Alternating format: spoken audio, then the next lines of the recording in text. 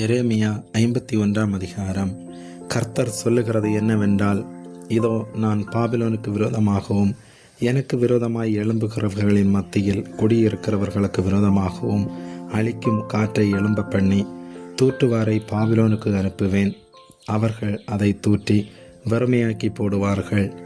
ஆபத்து நாளிலே அதற்கு விரோதமாய் சூழ்ந்து கொண்டிருப்பார்கள். வில்லை நாணேற்றுகிறவனுக்கு விரோதமாகவும் தன் கவசத்தில் பெருமை பாராட்டுகிறவனுக்கு விரோதமாகவும் வில் வீரன் தன் வில்லை நாணேற்ற கடவன். அதன் வாலிபரை தப்ப விடாமல் அதன் சேனையை எல்லாம் சங்காரம் பண்ணுங்கள். குத்தி போடப்பட்டவர்கள் கல்தேயரின் தேசத்திலும் கொலை செய்யப்பட்டவர்கள் அதன் வீதிகளிலும் விழுவார்கள். அவர்கள் தேசம் இஸ்ரவேலின் பரிசுத்தருக்கு விரோதமாக செய்த அக்கிரமத்தினால் நிறைந்திருந்தும் யூதா தன் தேவனாலும் இஸ்ரவேல் சேனைகளின் கர்த்தராலும் கைவிடப்படவில்லை. நீங்கள் பாபிலோனின் அக்கிரமத்தில் சங்காரமாகாதபடிக்கு அதன் நடுவிலிருந்து ஓடி அவரவர் தங்கள் ஆத்துமாவை தப்புவியுங்கள். இது கர்த்தர் அதனிடத்தில் பழிவாங்குகிற காலமாயிருக்கிறது. அவர் அதற்கு பதில் செலுத்துவார். பாபிலோன் கர்த்தருடைய கையில் உள்ள பொற்பாத்திரம். அது பூமி அனைத்தையும் வெறிக்க பண்ணினது. அதன் மதுவை ஜாதிகள் குடித்தார்கள். ஆகையால் ஜாதிகள் புத்தி மயங்கி போனார்கள். பாபிலோன் சடுதியில் விழுந்து தகர்ந்தது. அதற்காக அலறுங்கள். அதன் நோவை ஆற்ற பிசின் தைலம் போடுங்கள். ஒருவேளை குணமாகும். பாபிலோனை குணமாக்கும்படி பார்த்தோம், அது குணமாகவில்லை. அதை விட்டுவிடுங்கள். நாம் அவரவர் நம்முடைய தேசங்களுக்கு போக கடவோம். அதன் ஆக்கினை வானம் மட்டும் ஏறி ஆகாய மண்டலங்கள் பரியந்தம் எட்டினது. கர்த்தர் நம்முடைய நீதியை வெளிப்படுத்தினார். நம்முடைய தேவனாகிய கர்த்தரின் செயலை சீயோனில் விவரிப்போம் பாருங்கள். அம்புகளை துலக்குங்கள், கேடகங்களை நன்றாய் செப்பனிடுங்கள். கர்த்தர் மேதியருடைய ராஜாக்களின் ஆவியை எழுப்பினார். பாபிலோனை அழிக்க வேண்டும் என்பதே அவருடைய நினைவு. இது கர்த்தர் வாங்கும் பழி. இது நமது ஆலயத்துக்காக அவர் வாங்கும் பழி. பாபிலோனின் மதில்கள் மேல் கொடியேற்றுங்கள். காவலை பலப்படுத்துங்கள். ஜாமக்காக்கிறவர்களை நிறுத்துங்கள். பதிவிருப்பாரை வையுங்கள். ஆனாலும் கர்த்தர் எப்படி நினைத்தாரோ அப்படியே தாம் பாபிலோனின் குடிகளுக்கு விரோதமாக சொன்னதை செய்வார். திரளான தண்ணீர்களின் மேல் வாசம் பண்ணுகிறவளே, திரண்ட சம்பத்துடையவளே, உனக்கு முடிவும் உன் பொருளாசைக்கு ஒளிவும் வந்தது. மெய்யாகவே பச்சை கிளிகளைப் போல் திரளான மனுஷரால் உன்னை நிரம்ப பண்ணுவேன். அவர்கள் உன்மேல் ஆரவாரம் பண்ணுவார்கள் என்று சேனைகளின் கர்த்தர் தம்முடைய ஜீவனை கொண்டு ஆணையிட்டார். அவர் பூமியை தமது வல்லமையினால் உண்டாக்கி பூச்சக்கரத்தை தமது ஞானத்தினால் படைத்து வானத்தை தமது பேரறிவினால் விரித்தார். அவர் சத்தமிடுகையில் திரளான தண்ணீர் வானத்தில் உண்டாகிறது. அவர் பூமியின் எல்லைகளிலிருந்து மேகங்களை எழும்ப பண்ணி மழையுடனே மின்னல்களை உண்டாக்கி காற்றை தமது பண்ட சாலையிலிருந்து ஏவி விடுகிறார். மனுஷர் அனைவரும் அறிவில்லாமல் மிருக குணமானார்கள். தட்டார் அனைவரும் சிறுபங்களாலே வெட்கி போகிறார்கள். அவர்கள் வார்ப்பித்த விக்கிரகம் பொய்யே, அவைகளில் சுவாசம் இல்லை. அவைகள் மாயும் மகா எத்துமான கிரியையாயிருக்கிறது. அவைகள் விசாரிக்கப்படும் நாளிலே அழியும். யாக்கோபின் பங்காய் இருக்கிறவர் அவைகளைப் போல அல்ல. அவர் சர்வத்தையும் உண்டாக்கினவர். இஸ்ரவேல் அவருடைய சுதந்திரமான கோத்திரம். சேனைகளின் கர்த்தர் என்பது அவருடைய நாமம். நீ எனக்கு தண்டாயுதமும் அஸ்திராயுதமானவன். நான் உன்னை கொண்டு ஜாதிகளை நொறுக்குவேன். உன்னை கொண்டு ராஜ்யங்களை அழிப்பேன். உன்னை கொண்டு குதிரையும் குதிரை வீரனையும் நொறுக்குவேன். உன்னை கொண்டு இரதத்தையும் இரத வீரனையும் நொறுக்குவேன். உன்னை கொண்டு புருஷனையும் ஸ்திரீயையும் நொறுக்குவேன். உன்னை கொண்டு கிழவனையும் இளைஞனையும் நொறுக்குவேன். உன்னை கொண்டு வாலிபனையும் கன்னிகையையும் நொறுக்குவேன். உன்னை கொண்டு மேய்ப்பனையும் அவனுடைய மந்தையும் நொறுக்குவேன்.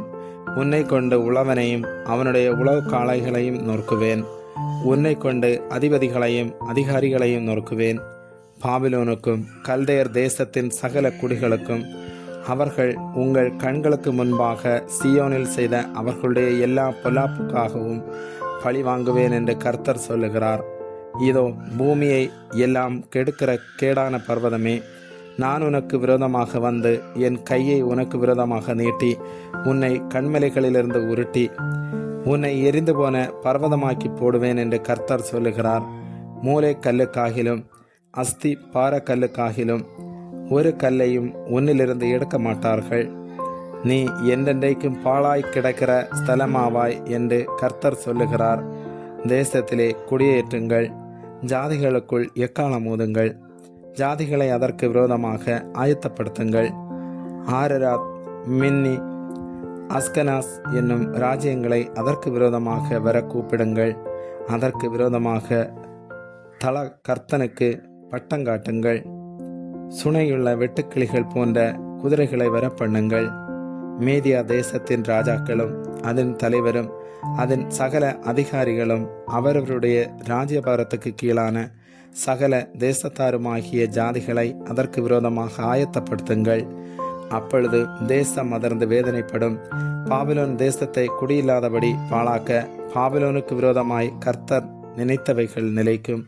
பாபிலோனின் பராக்கிரமசாலிகள் யுத்தம் பண்ணாமல் கோட்டைகளில் இருந்து விட்டார்கள். அவர்கள் பராக்கிரமம் அழிந்த பேடிகளானார்கள். அதன் வாசஸ்தலங்களை கொளுத்தி போட்டார்கள். அதன் தாழ்பாள்கள் உடைக்கப்பட்டது. கடையந்தர முனை துவங்கி அவனுடைய பட்டணம் பிடிபட்டது என்றும், துறைவழிகள் அகப்பட்டு போய் நாணல்கள் அக்கினியால் சுட்டரிக்கப்பட்டது என்றும், யுத்த மனுஷர் கலங்கி இருக்கிறார்கள் என்றும் பாபிலோன் ராஜாவுக்கு அறிவிக்க, அஞ்சற்காரன் மேல் அஞ்சற்காரனும் தூதன் மேல் தூதனும் ஓடுகிறான். பாபிலோன் குமாரத்தி மிதிக்கப்படும் களத்துக்கு சமானம். அதை போரடிக்கும் காலம் வந்தது. இன்னும் கொஞ்ச காலத்திலே அறுப்பு காலம் அதற்கு வரும் என்று இஸ்ரவேலின் தேவனாகிய சேனைகளின் கர்த்தர் சொல்லுகிறார். பாபிலோன் ராஜாவாகிய நேபுகாத்நேச்சார் என்னை பட்சித்தான், என்னை கலங்கடித்தான், என்னை வெறும் பாத்திரமாக வைத்து போனான். வலு சர்ப்பம் போல என்னை விழுங்கி என் சுவையுள்ள பதார்த்தங்களால் தன் வயிற்றை நிரப்பினான். என்னை துரத்தி விட்டான். எனக்கும் என் இனத்தாருக்கும் செய்த கொடுமையின் பழி பாபிலோன் மேல் வரக்கடவதென்று சீயோனில் வாசமானவள் சொல்லுகிறாள். என் இரத்த பழி கல்தையர் தேசத்து குடிகளின் மேல் வரக்கடவதென்று எருசலேம் என்பவளும் சொல்லுகிறாள்.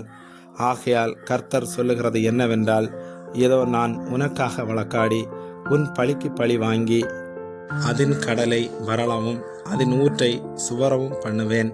அப்பொழுது பாபிலோன் குடியில்லாத மண்மேடுகளும் வலு சர்ப்பங்களின் தாபரமும் பாழும் ஈசல் போடுதலுக்கு இடமாய் போகும். ஏகமாய் அவர்கள் சிங்கங்களைப் போல கர்ச்சித்து சிங்கக்குட்டிகளைப் போல சத்தமிடுவார்கள். அவர்கள் கழிக்கும் சமயத்திலே நான் அவர்கள் குடிக்கும் பானத்தை அவர்களுக்கு குடிக்க கொடுத்து அவர்கள் துள்ளத்தக்கதாக அவர்களை வெறியாக்குவேன். அதனால் அவர்கள் என்றென்றைக்கும் விழிக்காத நித்திரை அடைவார்கள் என்று கர்த்தர் சொல்லுகிறார். அவர்களை ஆட்டுக்குட்டிகளைப் போலவும் ஆட்டுக்கடாக்களைப் போலவும் வெள்ளாட்டு கடாக்களைப் போலவும் அடிக்கப்பட இறங்கி போக பண்ணுவேன். சேசாக்கு பிடியுண்டு பூமி முழுதும் புகழும் புகழ்ச்சி அகப்பட்டது எப்படி? ஜாதிகளுக்குள்ளே பாபிலோன் பிரமிப்பானது எப்படி? சமுத்திரம் பாபிலோன் மேல் புரண்டு வந்தது. அதன் அலைகளின் திரட்சியினால் அது மூடப்பட்டது. அதன் பட்டணங்கள் பாழுமாய் வறட்சியும் வனாந்தரவுமான பூமியுமாய் ஒரு மனுஷனும் குடியிராததும் ஒரு மனுபுத்திரனும் கடவாததுமான நிலமூலமாய் போயிற்று. நான் பாபிலோனில் இருக்கிற பேலை தண்டிப்பேன். அது விழுங்கினதை அதன் வாயிலிருந்து கக்க பண்ணுவேன்.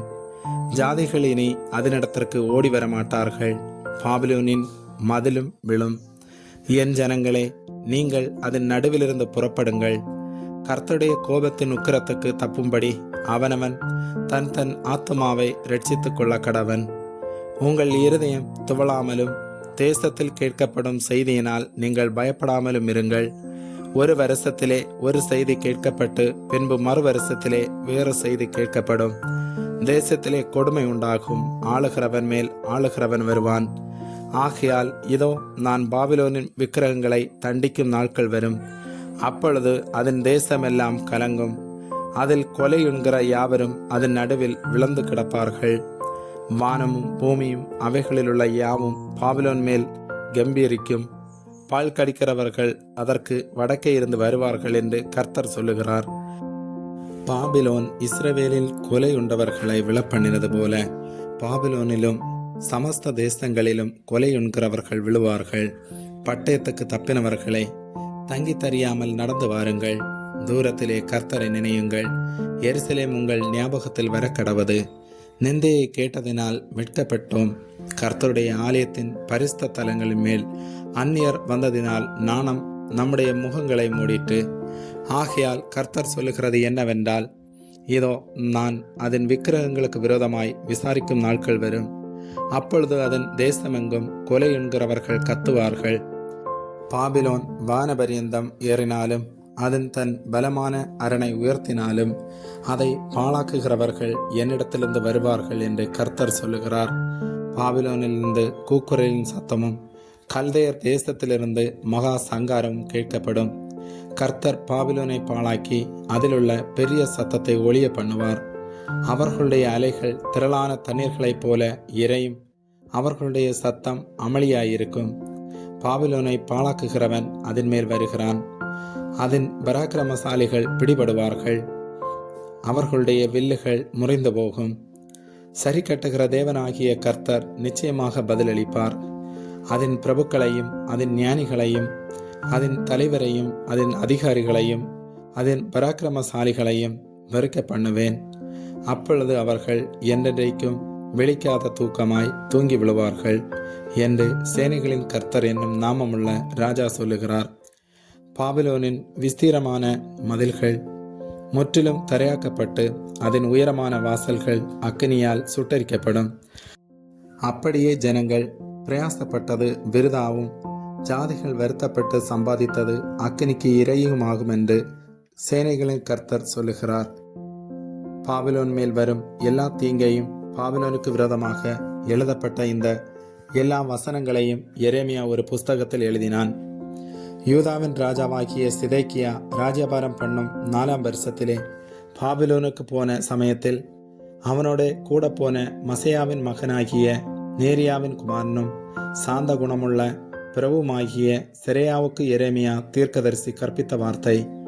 எரேமியா செரேயாவை நோக்கி, நீ பாபிலோனுக்கு வந்த பின்பு நீ இதை பார்த்து இந்த எல்லா வசனங்களையும் வாசித்து சொல்ல வேண்டியது என்னவென்றால், கர்த்தாவே, இந்த ஸ்தலத்திலே மனுஷனும் மிருக முதலாய் தங்கி தரிக்காதபடிக்கும் அதை என்றென்றைக்கும் பாழாய் கிடக்கும்படிக்கும் அதை அழித்து போடுவேன் என்று தேவரீர் அதை குறித்து உரைத்தீர் என்பதை நீ சொல்லி, நீ இந்த புஸ்தகத்தை வாசித்து தீர்ந்தபோது அதிலே ஒரு கல்லை கட்டி அதை ஐப்ராத்து நடுவில் எறிந்துவிட்டு, இப்படியே பாபிலோன் முழுகி போகும், நான் அதன் மேல் வரப்பண்ணும் தீங்கினால் எழுந்திருக்க மாட்டாமல் இளைத்து விழுவார்கள் என்றார் என்று சொல்லுவாயாக என்றான்.